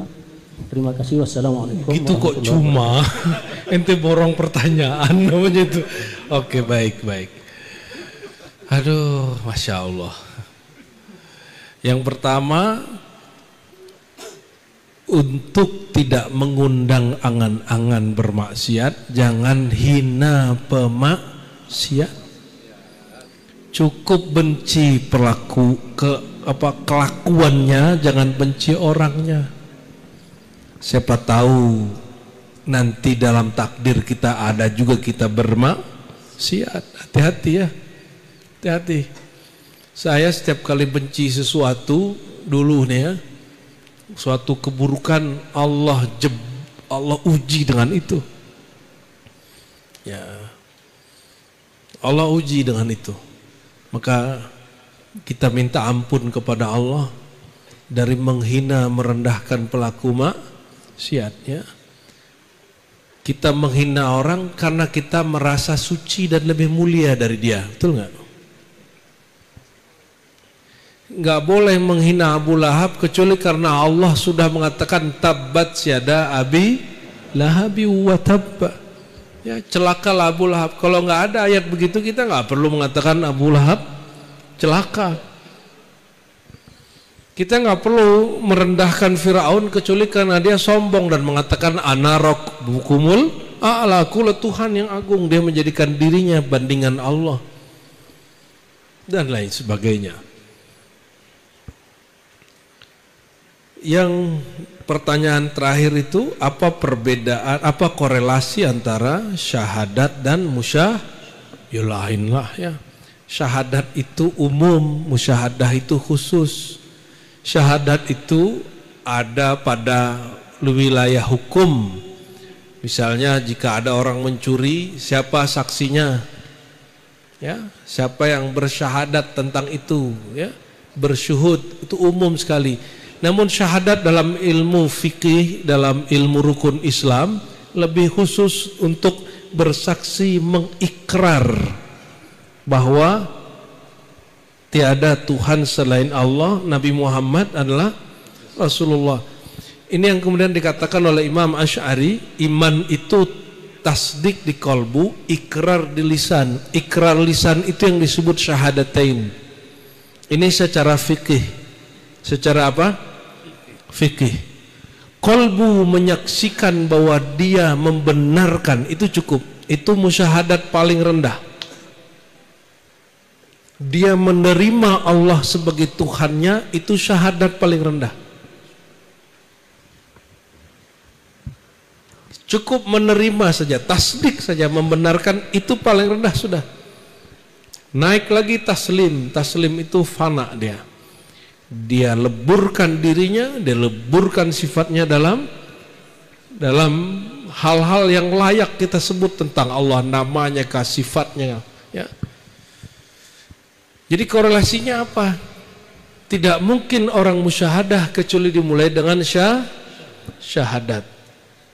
Tapi syahadat yang paling basic untuk sahnya orang berislam, cukup dia berikrar. Hati dia nggak ada urusan. Dia mau palsu syahadatnya nggak ada urusan. Kan banyak mu'alaf palsu. Banyak mu'alaf palsu hari ini. Banyak.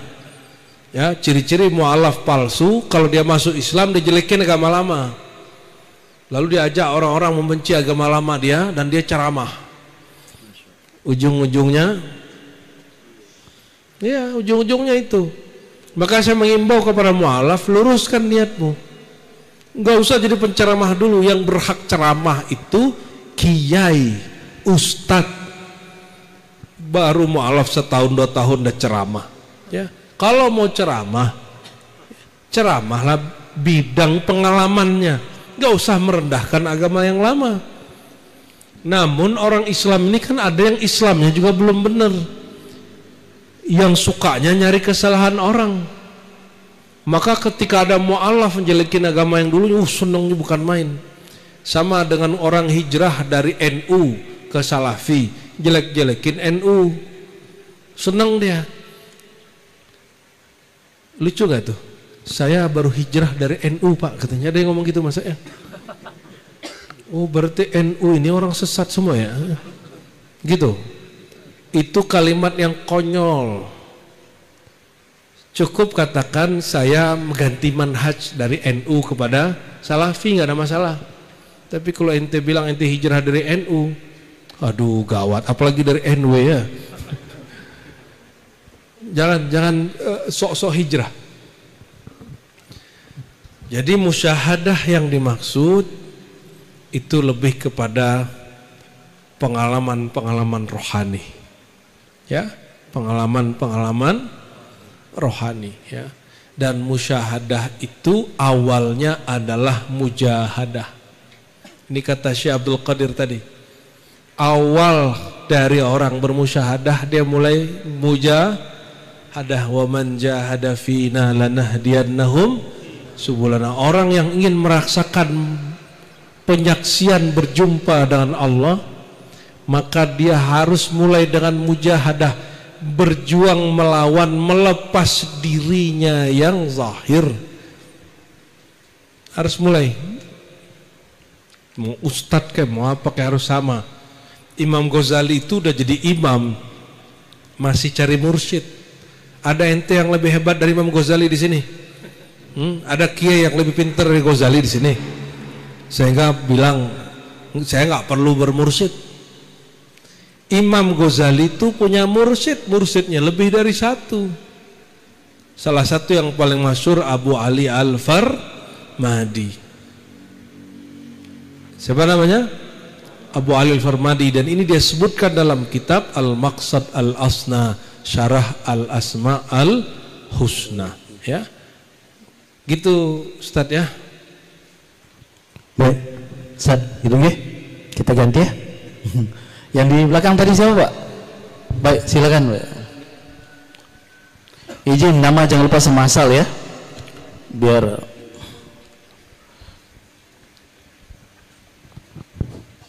Bismillah, Assalamualaikum warahmatullahi wabarakatuh. Boleh berdiri silakan Pak, biar dilihat sama Abu ya. Nama saya Muhammad Darmawan dari Montong Baan ya, Kecamatan Sikur ya. Saya alhamdulillah sudah kali kedua bisa bermuajahah sama Abuya. Syukron kasir kepada Semeton Ashab Haramain ya sebagai fasilitator di sini. Terima kasih kepada Kanda Ilham ya di sini yang mengundang saya, menginformasikan saya sehingga alhamdulillah udah 2 kali ke sini. Sedikit cerita Abuya ya, silsilah sedikit. Saya mungkin agak sama tadi silsilah keilmuannya dengan adik Adinda tadi yang bertanya. Saya pernah dibimbing oleh salah seorang masyaikh di Lombok, almarhum sudah, namanya almarhum Tuan Guru Haji Sibawai bin Tuan Guru Haji Mutawalli. Jadi mereka berdua ini adalah ulama Lombok yang antara bapak dan anak itu bareng ngaji di Syekh Yasin di Mekah dulu. Kira-kira begitulah ceritanya. Jadi sedikit Buya, pertanyaan saya mohon dikoreksi kalau salah. Dalam sebuah ayat berbunyi wazkur rabbaka idza nasita. Jadi dalam suatu malam almarhum guru yang saya sebut tadi Tuan Guru Haji Sibawai pernah mendatangi saya dengan salah satu bahasa yang saya belum pahami ya, mohon diluruskan, mohon di pencerahannya kaitannya dengan ayat yang tadi. Wazkur rabbaka inda nasita. Nah, dari dalam datangnya beliau dalam mimpi saya, beliau menyebut wazkur rabbaka hatta nasita. Ini kaulnya beliau dalam mimpi saya, bukan yang lain. Ini yang pertama. Yang kedua, mohon penjelasannya Buya. Kaul ulama-ulama sufi yang mengatakan man lam yazuk lam ya'rif. Bahkan ada yang mengatakan lagi, yang sudah yazuknya sudah sampai, katanya an-ni'matu kal majnun wal mahma alaih. Mohon dijelaskan. Afwan, syukran kasir. Jika ada yang tidak berkenan, assalamualaikum warahmatullahi wabarakatuh. Wah, ini santri bener nih pertanyaannya nih. Santri yang udah jadi ustadz nih nanyanya begini. Yang pertama, jadi ini disebut mubasyarat. Mubasyarat ini kabar gembira rohani, tanda betul bergurunya tidak hanya zahir tapi sudah tembus ke alam rohaninya. Gurunya sudah wafat pun secara rohani gurunya datang mengajarkan bahwa makna ayat wazkur rabbaka idza nasita. Yang ikut ngaji tadi sore saya jelasin itu ya. Ingatlah Allah apabila engkau lupa. Bagi ahli fikih, kalau kita tertidur atau lupa qada salat. Namun ada makna lain, itu fikih. Fikih itu bagian ma'qul dan ma'thur. Ini bagian isyari, bab isyarat yang turun kepada kalbu. Apa yang diajarkan Syekh Sibawai secara rohani, kata beliau tadi, wazkur rabbaka hatta nasita. Ingatlah Allah sampai engkau lupa terhadap dirimu. Jadi kapan orang disebut ingat Allah? Kalau dia sudah lupa dengan dirinya. Kalau mengikuti Syekh Abdul Qadir tadi, Syekh Abdul Qadir tanya, ya Rabb, ayyus salah afdal indak? Salat apa yang tertinggi di sisimu? Jawaban beliau, salat yang engkau takbir dan tidak membawakan makhluk, yang engkau sujud ruku dan tidak mengingat bahkan dirimu sendiri, yang engkau ingat hanya aku. Itulah maknanya, itulah barangkali maknanya. Tapi itu yang turun ke antum Ustaz ya. Kalau yang pernah ditulis oleh Imam Kusyairi, wazkur rabbaka idza nasita. Dalam bahasa dia balik. Kan ada syarat, ada jawab syarat. Wazkur rabbaka idza atau iz Qur'annya. Iza ya. Iza itu biasanya di depan, jika, apabila. Maka dalam uslub memahaminya boleh dikembalikan ke depan. Ayatnya nggak boleh diganti, tapi cara memahami aja. Idza nasita fadhkur rabbaka. Ini dalam ilmu balaghah ya. Jika engkau telah lupa kepada dirimu, barulah engkau disebut wusul kepada zikrullah. Sama kan? Beda-beda tipis kan? Itu sudah ditulis Imam Kusyairi abad ke-5 Hijriah. Insya Allah itu mimpinya sahih. Ini pertandanya, syawahidnya itu. Pembuktiannya ada dalam kitab Imam Al-Kusyairi, namun dalam uslub struktur yang berbeda ya. Ada juga masyaikh yang ngomong begitu kepada saya, wazkur rabbaka hatta nasita. Kalau ente kan lewat mimpi, kalau ane lagi jaga dengernya, gurunya hidup, sebutlah Allah sampai kamu lupa kepada dirimu sendiri, apalagi alam semesta. Dirimu saja kamu lupa ya. Syekh Abdul Qadir ditanya, ya Allah, engkau kan maha batin, kalau ingin jumpa engkau gimana? Dijawab dalam ilham Allah Ta'ala, pandanglah orang yang kolbunya penuh dengan makrifat kepadaku, engkau akan jumpa denganku ya. Itu Syekh Abdul Qadir Jilani. Kalau kita ini sulit mengecilkan diri, cari orang alim, nanti kecil dirimu ya. Imam Bukhari itu nggak pernah merasa kecil kecuali ketemu gurunya Ali Al-Madini. Padahal hafalan Ali Al-Madini tidak lebih banyak dari Bukhari. Tapi semua hafalan Bukhari bisa dikoreksi oleh Ali Al-Madini. Apa kata Imam Bukhari? mastasghartu nafsi ala ahadin illa ala Ali bin Madini. Aku tidak pernah merasa grogi di hadapan siapapun kecuali di depan Syekh Ali Al-Madini. Ya, beruntung ya masih ada koneksi dengan guru. Ya.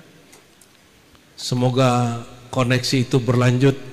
Tunggu isyaratnya, lanjutkan cari mursyid yang baru atau tidak ya. Wallahu a'lam bis-shawab. Sudah?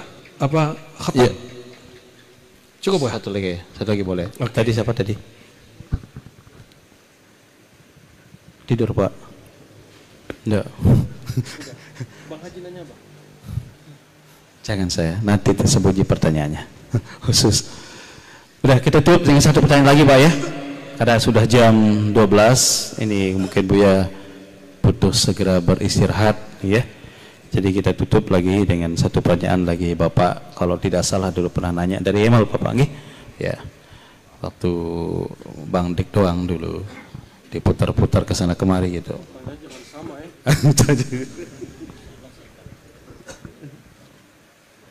Bismillahirrahmanirrahim. Assalamualaikum warahmatullahi wabarakatuh. Bisa langsung di pertanyaan nggih? Ya. Jadi insyaallah bukan pertanyaan tapi mohon saran untuk kita agar aman, mudah dan aman dalam memahami tasawuf niki. Mungkin ada arahan dari Buya seperti disiplin ilmu yang lain ada kitab dasar bertingkat-tingkat gitu. Jilid 1, 2, 3. Jadi untuk memahami, untuk aman dan mudahnya mendalami tasawuf ini dari segi literatur kitabnya, mohon arahannya.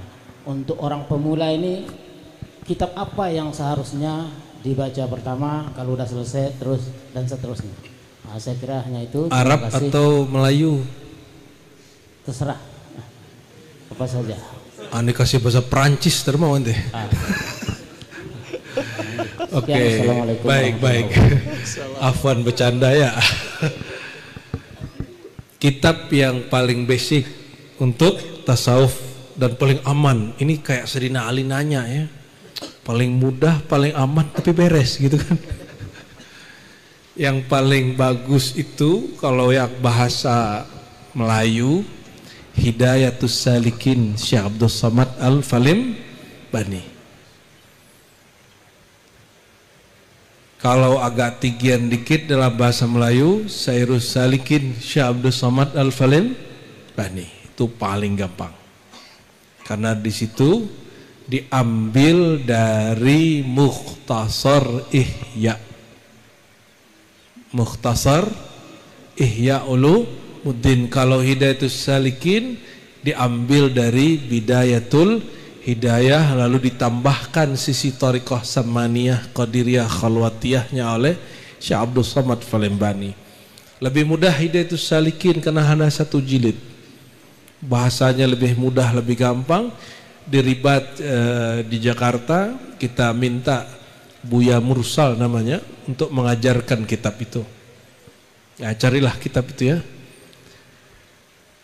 Kalau dalam bahasa Arab, ya kembali ke kitab induknya, Mukhtasar Ihya dan Bidayatul Hidayah, Minhajul Abidin, itu yang paling basic. Agak standar Ar-Risalah Al-Kusyairiyah, itu pertengahan itu. Ar-Risalah Kusyairiyah dimulai dengan bab akidah dulu, lalu bab sirah para ulama sufi, baru bab maqamat. Maksudnya apa? Benerin dulu akidah, baru berguru kepada para sufi. Ya, berguru dulu kepada guru akidah. Di situ disebutkan sirah perjalanan mereka. Maksudnya apa? Jangan berguru hanya teori, harus punya contoh. Maka disebutkan di situ contoh ulama. Ya. Man laisa lahu syaikhun ya la yufliha abadan. Orang enggak punya guru, punya contoh, tidak akan pernah sampai sama sekali. Nggak cukup baca kitab. Kitab itu nggak bernyawa. Ilmu di kitab itu ada di kolbu guru. Maka jalan paling pintasnya adalah berguru kepada kitab yang hidup. Itulah Asy-Syaikh Al-Mursyid Kamil Mukammil. Ya, kalau nanya langsung dijawab. Nggak perlu nyari halamannya berapa. Ya. Itulah enaknya punya guru. Kalau ente cari kitab butuh pertanyaan, nyari dulu kan. Bolak-balik syukur-syukur dapat. Kalau punya guru mursyid tanya langsung dijawab, 5 kitab bisa keluar langsung. Dia nggak perlu sebutin kitab, dia punya kitab di kolbunya. Dia bisa jawab dengan kitab yang ada di kolbunya. Iqra kitabak, baca kitab yang ada dalam dirimu.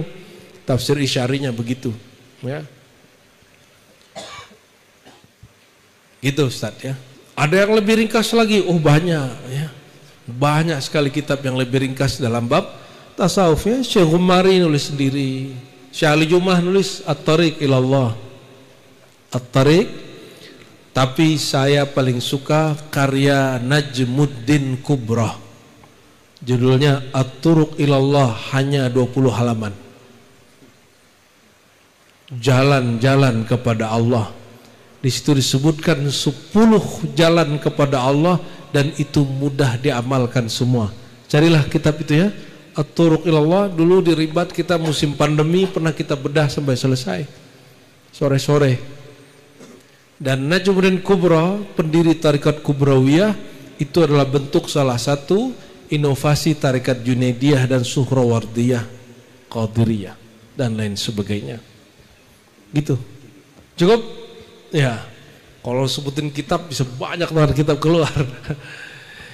Berdasarkan ini kita memohon kepada Allah, semoga yang masih hidup Allah arahkan kolbunya hanya kepada Allah.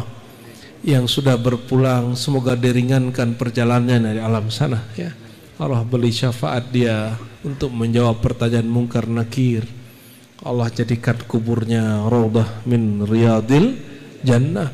Untuk yang masih hidup kita berdoa, ya Allah ya Hayyu ya Qayyum, salli ala Sayyidina Muhammad wa ala ali Sayyidina Muhammad, ya Hayyu ya Qayyum.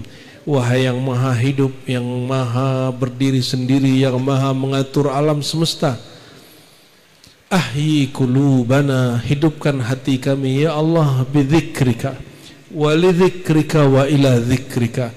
Ya Allah, hidupkan hati kami untuk tertarik belajar zikir kepada Engkau, tertarik belajar ilmu tentang Engkau, dan hidupkan hati kami ya Allah dalam menatap kebesaran Engkau.